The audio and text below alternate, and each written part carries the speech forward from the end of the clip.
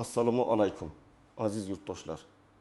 Bugun men pensiya oladigan har bir inson, pensioner ota-onasi bor har bir farzand va nafaqa masalasi bilan shug'ullanayotgan har bir oila uchun juda muhim bo'lgan mavzuni tushuntirib beraman. Gap bir iyulgacha pensionerlarga berilishi kerak bo'lgan summalar, yangi ro'yxat qayta hisob-kitob va kimlar pul olishi, kimlar esa kutish kerakligi haqida ketmoqda. Bu ma'lumotni e'tiborsiz qoldirmang. Chunki ba'zan odam o'ziga tegishli pulni bilmagani uchun oylar davomida olmay yuradi. Men bugun masalani oddiy tilda, hujjatga, amaliy holatlarga va hayotiy misollarga tayangan holda tushuntiraman. Videoni oxirigacha ko'ring. Chunki eng muhim nuqtalar aynan oxirgi qismda bo'ladi. Qayerga murojaat qilish, qanday hujjatlarni tayyorlash, arizada nima yozish va to'lov kelmasa qanday harakat qilish kerakligini bosqichma-bosqich aytaman. Hozirning o'zida kanalga obuna bo'ling, videoga like bosing. Chunki bunday ma'lumotlar pensionerlar uchun kechikmasdan yetib borishi juda muhim. Avval qanday edi? Ko'pchilik pensionerlar pensiya miqdori bir marta tayinlangandan keyin har oy o'sha tartibda kelaveradi deb o'ylaydi. Aslida pensiya tizimida doimiy ravishda tekshiruv, qayta hisoblash, indeksatsiya, ish staji bo'yicha aniqlashtirish, kam to'langan summalarni qaytarish, ortiqcha to'lovlarni aniqlash kabi jarayonlar bo'ladi. Ayniqsa yilning birinchi yarmida, ya'ni 1 iyulgacha bo'lgan davrda ko'plab hududlarda ro'yxatlar yangilanadi. Ma'lumotlar solishtiriladi. Kimga qo'shimcha pul chiqishi kerak, kimning pensiyasi qayta ko'rilishi lozim, kimning hujjatida kamchilik borligi aniqlanadi. Oldin bunday holatlarda pensioner ko'pincha o'zi bilmay qolardi. Pensiya bo'limida yoki mas'ul tashkilotlarda ma'lumot bor, lekin odamning o'zi borib so'ramasa, ba'zan to'lov kechikishi, qayta hisoblash vaqtida cho'zilishi yoki arxiv hujjatlari yetishmagani sabab pul o'z vaqtida chiqmasligi mumkin edi. Hozir esa elektron bazalar, idoralararo ma'lumot almashinuvi, bank kartalari, mobil xabarnomalar va mahalla orqali aniqlashtirish ishlari kuchaygan. Lekin bu degani hamma pul avtomatik keladi degani emas. Men aynan shu nozik joyni tushuntirmoqchiman. Yangi ro'yxatda ism bor yoki yo'qligini aniqlash, pensiya summasi to'g'ri hisoblanganini tekshirish va 1 iyulgacha tegishli to'lovlar bo'yicha o'z vaqtida harakat qilish juda muhim. Nima o'zgardi? Eng avvalo, pensiya va nafaqa oluvchilarning ma'lumotlari ko'proq elektron tartibda solishtirilmoqda. Masalan, fuqaroning ish staji, ish haqi arxivi, nogironlik guruhi, boquvchisini yo'qotganlik holati, yoshga doir pensiya turi, bank rekvizitlari, yashash manzili va boshqa ma'lumotlar bir-biriga mos kelishi kerak. Agar mos kelmasa, tizimda savol tug'iladi. Shunda pensionerga qo'shimcha hujjat so'ralishi yoki to'lov vaqtincha ushlanib turishi mumkin. Ikkinchi o'zgarish shuki, ayrim toifalarda pensiya miqdori qayta hisoblanishi mumkin. Masalan, ilgari ish staji to'liq kiritilmagan bo'lsa, arxivdan yangi ma'lumot topilgan bo'lsa, nogironlik holati tasdiqlangan bo'lsa yoki qonunchilikdagi eng kam pensiya va bazaviy miqdorlar bo'yicha o'zgarishlar amalda qo'llansa. Men birinchi navbatda kimlar albatta o'z ma'lumotini tekshirish kerakligini aytaman. Birinchi toifa, pensiyaga yaqinda chiqqanlar. Masalan, fuqaro yanvar yoki fevral oyida yoshga doir pensiyaga chiqqan bo'lsa, uning ish staji bo'yicha barcha ma'lumotlar to'liq bazaga tushganmi? Ish haqi to'g'ri olinganmi? Ayrim yillar hisobga kiritilganmi? Shuni tekshirish kerak. Chunki pensiya tayinlanganda ba'zi hujjatlar vaqtincha yetishmasligi mumkin, keyin esa ular topilib pensiya miqdori oshishi ehtimoli bo'ladi. Ikkinchi toifa, pensiya miqdori juda past chiqib qolganlar.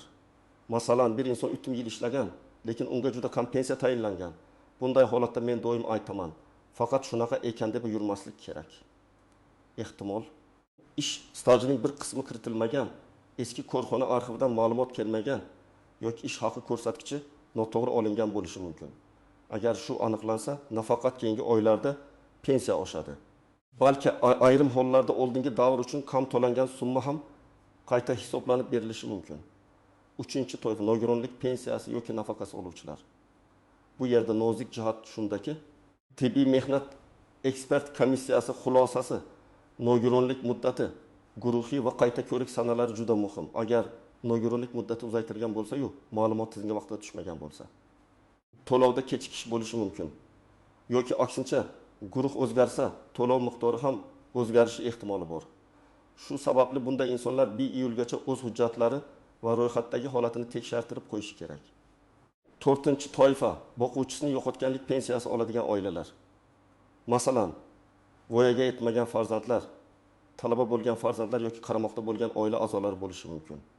Bu yerda yosh, o'qish holati, kunduzgi ta'limda o'qiyotgani, oila tarkibi va hujjatlar alohida ahamiyatga ega. Talaba farzand o'qishini davom ettirayotgan bo'lsa, ba'zan ma'lumotnoma talab qilinadi.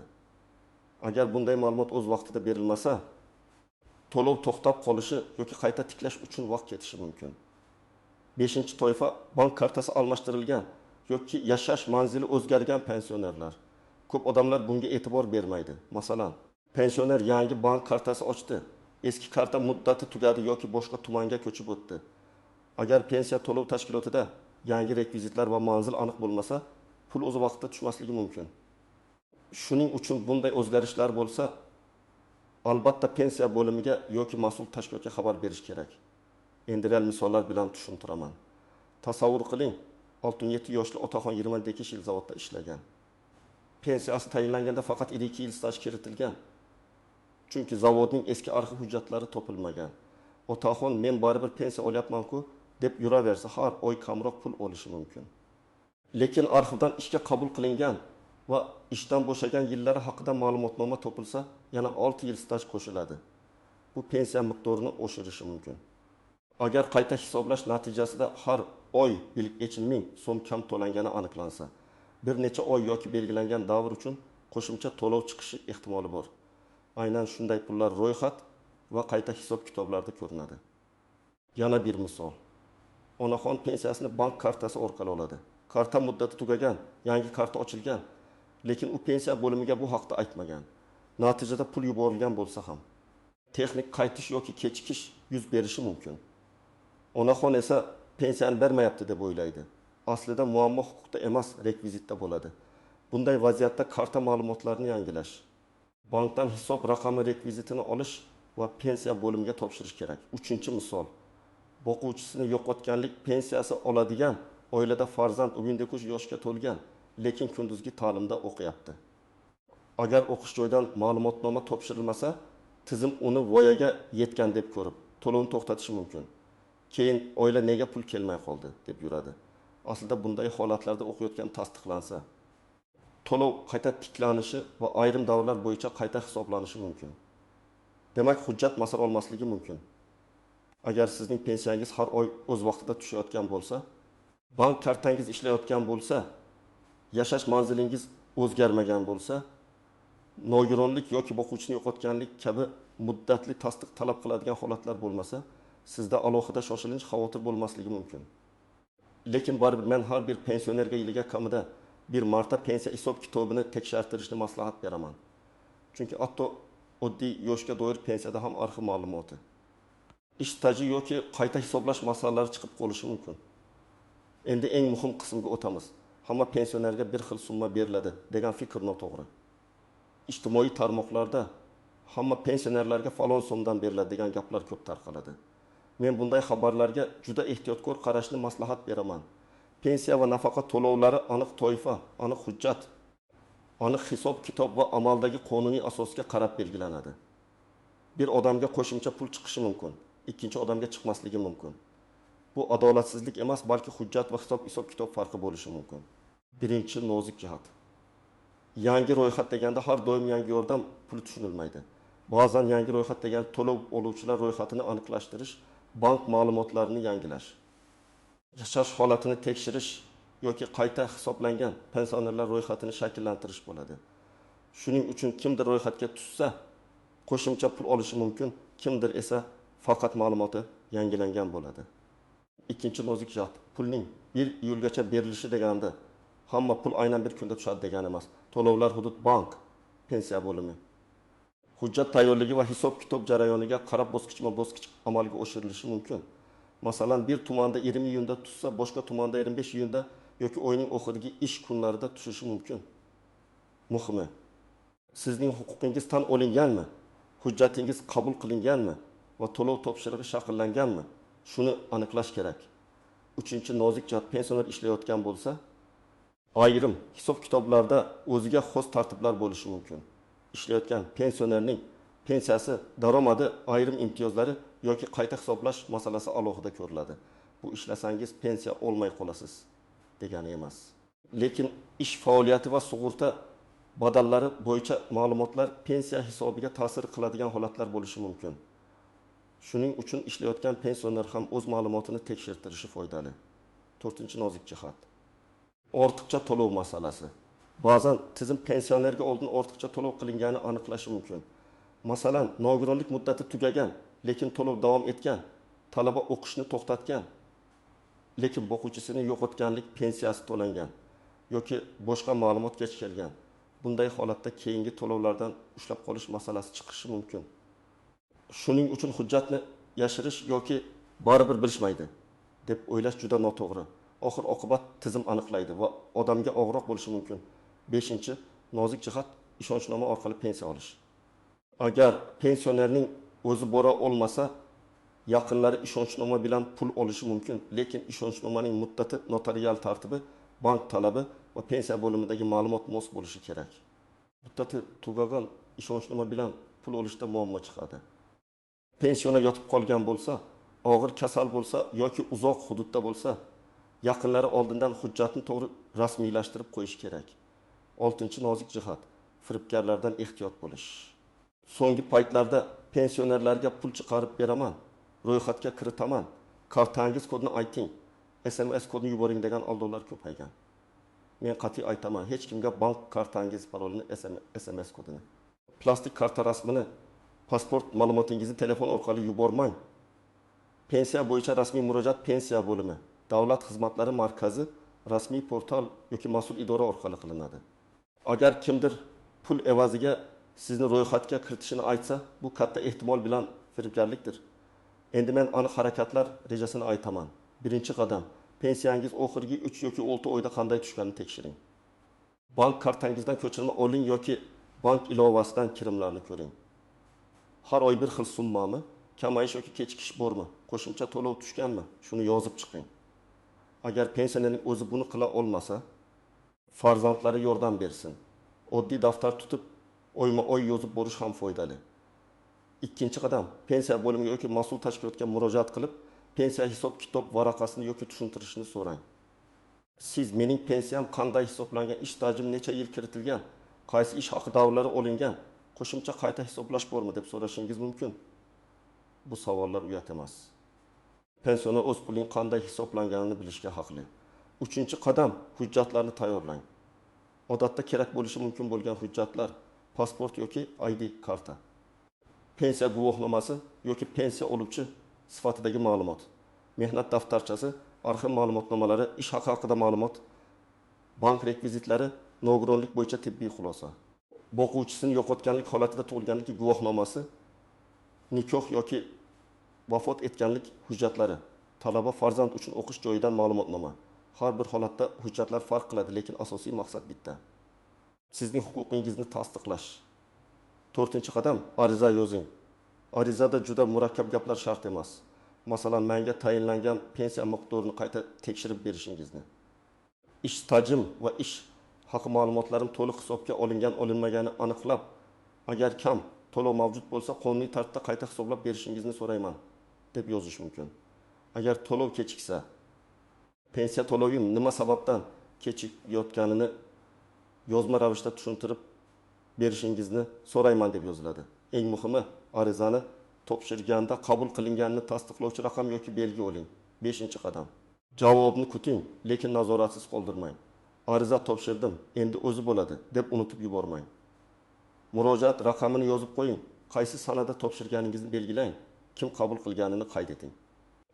Belgilangan muddatda javob kelmasa, yuqori turuvchi tashkilotga yoki rasmiy murojaat tizimlariga yozish mumkin.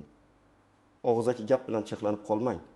Yozma murojaat bo'lsa, javob ham aniqroq bo'ladi. 6-qadam. Agar sizda eski ish joylari bo'lsa, arxiv izlang. Ko'p pensionerlarning eng katta muammosi eski korxona yopilib ketgani bo'ladi. Masalan, kolxoz, zavod, qurilish tashkiloti, tikuv fabrikasi yoki savdo korxonasi tugatilgan bo'lishi mumkin. Lekin bu hujjatlar yo'qoldi degani emas. Ular tuman, viloyat yoki idoraviy arxivlarga topshirilgan bo'lishi mumkin. Arxivdan ish staji va ish haqi haqida ma'lumot topilsa, pensiya miqdoriga ta'sir qilishi mumkin. Ayniqsa uzoq yillar ishlagan, lekin pensiyasi past chiqqan insonlar buni albatta tekshirirsin. 7-qadam. Oila a'zolari pensionerga yordam bersin. Ko'p otaxon, onaxonlar idoraga borishga qiynaladi, hujjatni tushunmaydi yoki telefon orqali ma'lumot olishda qiynaladi. Farzandlar, nabiralar bunday vaziyatda befarq bo'lmasin. Birgalikda bank ko'chirmasini tekshirish, pensiya bo'limiga borish, ariza yozish, hujjat nusxasini tayyorlash juda katta yordam bo'ladi. Ba'zan yarim kunlik yordam natijasida pensioner bir necha oylik kam to'langan pulini qaytarib olishi mumkin. Yana bir maslahat, eshitgan xabaringizni albatta rasmiy manbadan tekshiring. Telegramdagi noma'lum kanal. Qo'shnining gapi yoki tanishning taxmini asosida xulosa qilmang. Pensiya jamg'armasi bo'limi, davlat xizmatlari markazi, bank, mahalla mas'ullari va rasmiy axborot kanallari orqali aniqlik kiriting. Agar sizga 1 iyulgacha hammaga pul berilar ekan deyishsa, darhol qaysi toifa, qaysi hujjat asosida, qaysi qaror yoki tartib bo'yicha deb so'rang. Shu savollar yolg'on xabar bilan haqiqiy ma'lumotni ajratishga yordam beradi. Agar pul tushmasa nima qilish kerak? Birinchi navbatda bankdan tekshiring. Karta faolmi? Hisob raqami yopilmaganmi? Pul kelib qaytib ketmaganmi? Keyin pensiya bo'limidan so'rang. To'lov topshirig'i chiqqanmi? Ro'yxatda ism bormi? Hujjatda muammo yo'qmi? Agar kutib turing deyishsa, qachongacha kutish kerakligini aniq so'rang. Agar aniq javob berilmasa, yozma murojaat qiling. Agar javobdan qoniqmasangiz, yug'ori tashkilotga shikoyat qilish mumkin. Bunda hissiyot bilan emas, hujjat bilan harakat qilish kerak. Agar qo'shimcha to'lov chiqsa, uni ham tekshirib oling. Masalan, sizga 30 ming so'm qo'shimcha tushdi. Darhol xursand bo'lib, sababini bilmay qo'ymang. Bu qaysi oylar uchun, nima asosda, qayta hisoblash natijasimi yoki boshqa to'lovmi aniqlashtirib qo'ying. Chunki keyinchalik tushunmovchilik bo'lmasligi uchun har bir kirimning sababi ma'lum bo'lgani yaxshi. Pensionerning o'zi bilmasa, farzandlar yordam berib, bank ko'chirmasini saqlab qo'ysin. Demak, aziz yurtdoshlar, 1 yilgacha pensiya va nafaqa to'lovlari yangi ro'yxatlar. Qayta hisob-kitoblar va qo'shimcha summalar masalasida befarq bo'lmaslik kerak. Hamma pensionerga bir xil pul beriladi degan gapga ishonib qolmang. Eng to'g'ri yo'l o'z pensiyangizni tekshirtirish, hujjatlarni tartibga keltirish, bank rekvizitlarini yangilash, ariza bilan murojaat qilish va javobni nazorat qilish. Men sizga ekspert sifatida shuni maslahat beraman. Agar oilangizda pensioner bo'lsa, bugunoq uning pensiyasi oxirgi oylarda qanday tushganini tekshiring. Agar kamlik, kechikish, tushunarsiz ushlab qolish yoki qo'shimcha to'lov bo'yicha savol bo'lsa, uni ertaga qoldirmang. 1 iyulgacha vaqt bor deb beparvo bo'lmang. Chunki hujjat